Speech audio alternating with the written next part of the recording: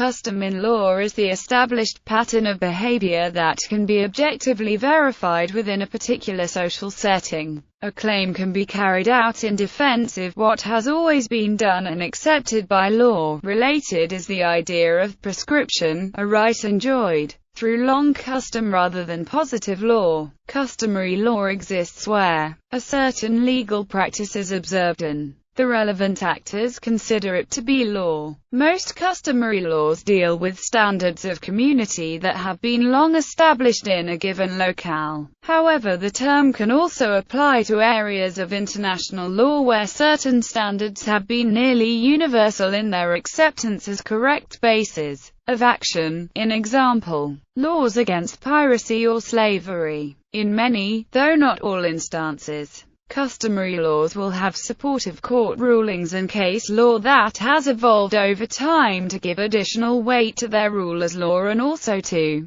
demonstrate the trajectory of evolution in the interpretation of such law by relevant courts. Customary law and codification. The modern codification of civil law developed from the tradition of medieval customals, collections of local customary law that developed in a specific manorial or borough jurisdiction, and which were slowly pieced together mainly from case law and later written down by local jurists. Customals acquired the force of law when they became the undisputed rule by which certain rights, entitlements, and obligations were regulated between members of a community. Some examples include Bracton's de legibus et consuetudinibus Anglia for England, the Coutume de Paris for the city of Paris, the Saxon Spiegel for northern Germany, and the many fueros of Spain. International law. In international law, customary law refers to the law of nations or the legal norms that have developed through the customary exchanges between states over time, whether based on diplomacy or aggression. Essentially, legal obligations are believed to arise between states to carry out their affairs consistently with past accepted conduct. These customs can also change based on the acceptance or rejection by states of particular acts. Some principles of customary law have achieved the force of peremptory norms, which cannot be violated or altered except by a norm of comparable strength. These norms are said to gain their strength from universal acceptance, such as the prohibitions against genocide and slavery. Customary international law can be distinguished from treaty law, which consists of explicit agreements between nations to assume obligations. However, many treaties are attempts to codify pre-existing customary law. Customary law within contemporary legal systems.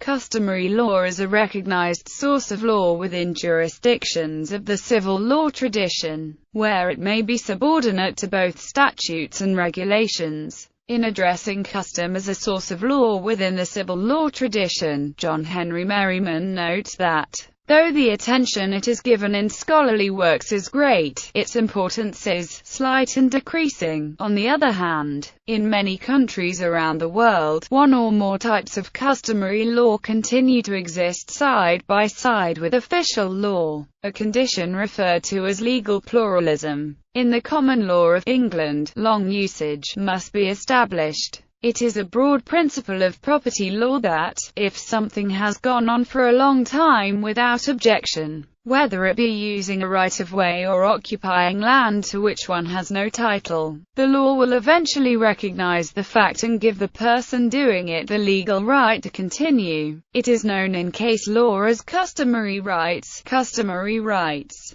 Something which has been practiced since time immemorial by reference to a particular locality may acquire the legal status of a custom, which is a form of local law. The legal criteria defining a custom are precise. The most common claim in recent times is for customary rights to moor a vessel. The mooring must have been in continuous use for time immemorial, which is defined by legal precedent as 12 years for the same purpose by people using them for that purpose. To give two examples, a custom of mooring which might have been established in past times for over 200 years by the fishing fleet of local inhabitants of a coastal community will not simply transfer so as to benefit present-day recreational boat owners who may hail from much further afield, whereas a group of houseboats on a mooring that has been in continuous use for the last 25 years with a mixture of owner-occupiers and rented houseboats may clearly continue to be used by houseboats where the owners live in the same town or city. Both the purpose of the moorings and the class of persons benefited by the custom must have been clear and consistent. In Canada, customary Aboriginal law has a constitutional foundation and for this reason has increasing influence. In the Scandinavian countries, customary law continues to exist and has great influence.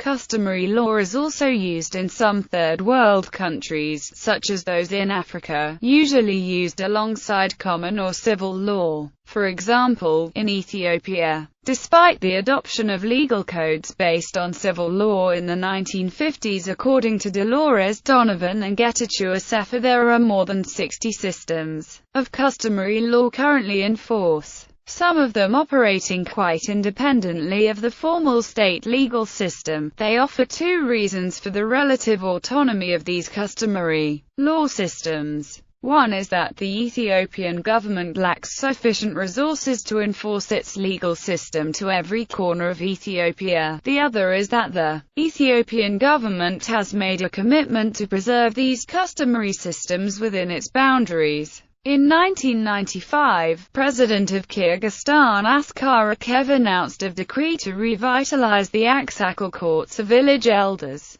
The courts would have jurisdiction over property, torts and family law. The Aksakal courts were eventually included under Article 92 of the Kyrgyz Constitution. As of 2006, there were approximately 1,000 Aksakal courts throughout Kyrgyzstan, including in the capital of Bishkek. Akayev linked the development of these courts to the rekindling of Kyrgyz national identity. In a 2005 speech, he connected the courts back to the country's nomadic past and extolled how the courts expressed the Kyrgyz ability of self-governance. Similar Aksakal courts exist, with varying levels of legal formality, in other countries of Central Asia. The Somali people in the Horn of Africa follow a customary law system referred to as Zia. It survives to a significant degree everywhere, including the Somali communities in the Ogaden. Economist Peter Leeson attributes the increase in economic activity since the fall of the Siad Barre administration to the security in life, liberty and property provided by Zia in large parts of Somalia. The Dutch attorney Michael van Noten also draws upon his experience as a legal expert in his comprehensive study on Zia, the law of the Somalis,